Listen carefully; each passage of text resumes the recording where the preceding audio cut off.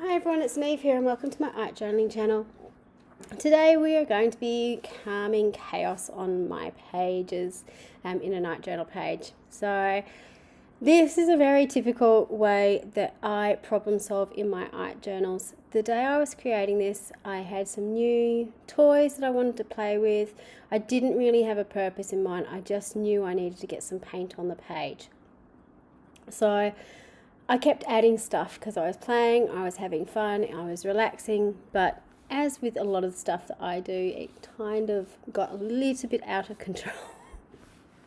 So I'm starting off creating my page to begin with, and as you can see I'm putting lots of colour on it. I'm using a gift card, an old gift card, to scrape out the paint across the page.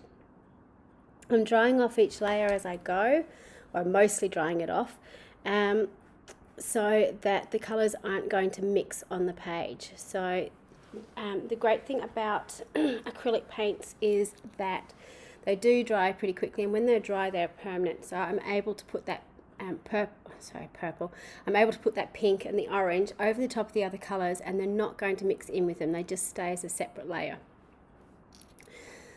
Then I go in and heat set it again, make that layer permanent, and I can go on to my next job. So with a lot of my backgrounds when I'm creating, they do look like a hot mess, but that's okay because you add stuff over the top to help tie it together. So to do that, I'm going to do some stenciling. So this is a new stencil from Niamh, who's an artist or a business owner in Adelaide. She's just released her own new set of stamps and stencils, which are beautiful. As you would know, following this channel, I do have a thing for mark making.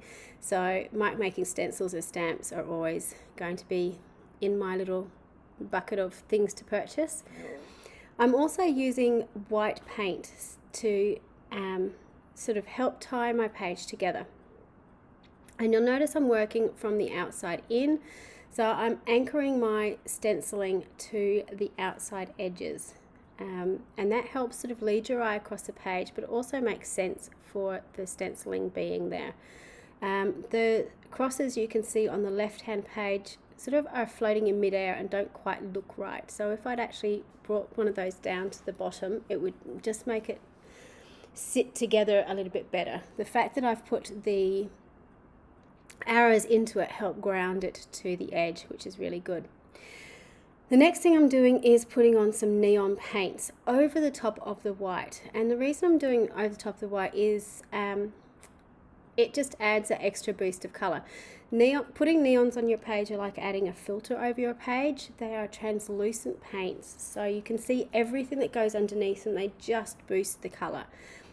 So if you've got white obviously on it, it helps you get that extra boost of neon on your page. I tend to just rub it in with my fingers until I'm happy with it. That's just how I go with it. If you wanted to use a sponge or a paintbrush, you could do that. But I like to make sure that it's a really, really thin layer. So you don't want to have lots sitting on the page, you just want a really thin layer. Next thing I'm adding is some stamping. And this is a text stamp again from Niamh, as is this stencil. So this was me basically swatching with all my new stuff. I got really excited when I saw Natalie had this stencil because it's very similar to the Dina Wakley stencil.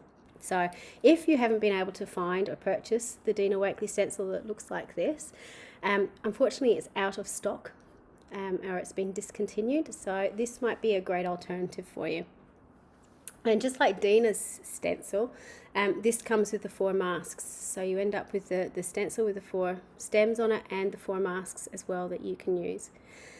So I'm just going in and stenciling with Payne's Grey. I think I might actually be stenciling with black. I think it might be black gesso on my page, because I love that shaped stencil and I wanted to play around with it. And putting the black on the page, I suppose, gives me a focal image, helps tie everything together. Like I love to do with these things, I then get my white paint pen out and do some really scribbly lines over the top.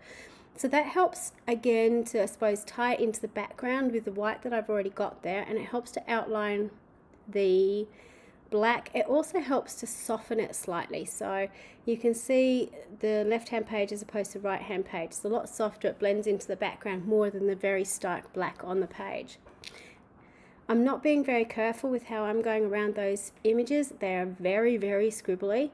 I have sped this video up, but I am actually working quite quickly. I'm not thinking about it. I find when I'm doing this sort of line work over the top of my work, if I go slow, I try to be too particular. So the faster I can work on it, the better. Once I'd done that, while I liked it, I didn't like how separate the stems were. So I actually decided to go back in and overlap the stems. So this is where it got a little bit busy. While I like it, I'm not sure if it was necessary to do. So you can sort of see there it starts getting a lot busier on the page. As I did before, I'm again going in with my paint pen, trying to find the one that works, and going over the top. So if you do this, it is good that if you've already outlined the background ones, that you do the same with the front, and you just go over it so it does look like it's overlapped and you've got the line work in the background as well. It helps blend it all together. So as you can see, it needed that black line or white line around it, because if I didn't have it, it would really stick out and not really blend everything together. And when I'd done all my leaves and doodling, I was then thinking, right, okay, this is nice. What do I do now? Because it's not finished, but it's busy, and how can I fit anything in here? So it was a bit of a head scratcher, and what I ended up doing was grabbing these Dina Wakley images, which are really, really sketchy faces, and I put them behind the so they look like they're sort of peeking out from behind these bushes.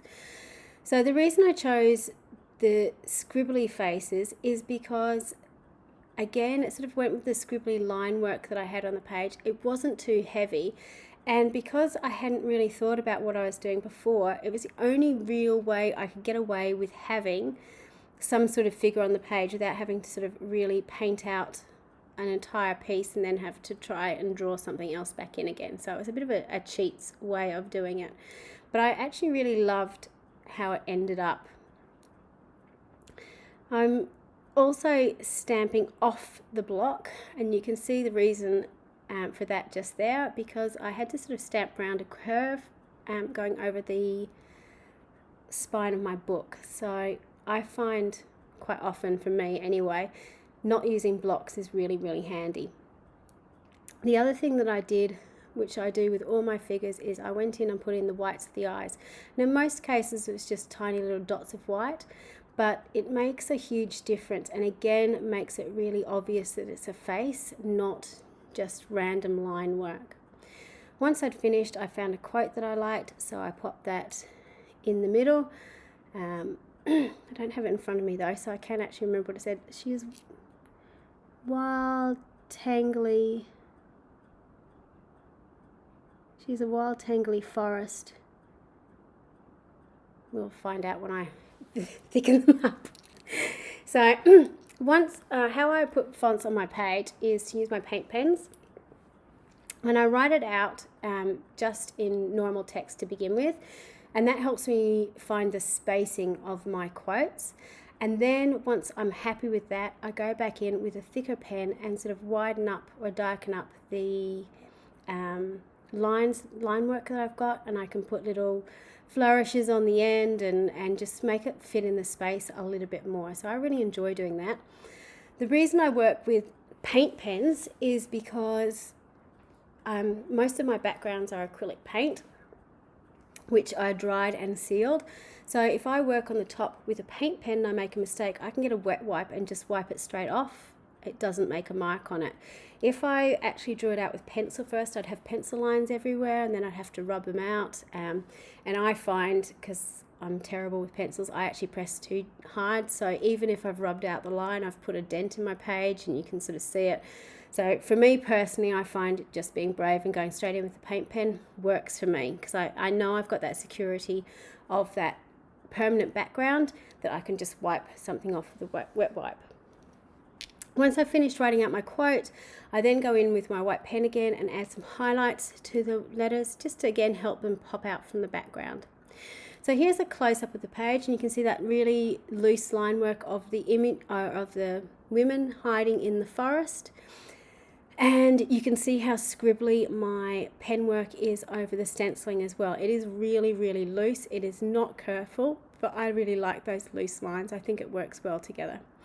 So I hope you have a go at doing this. It's a great way to use your new stamps and stencils and have a go at everything, to just experiment and keep playing. Thank you so much for watching. Until next time, bye for now.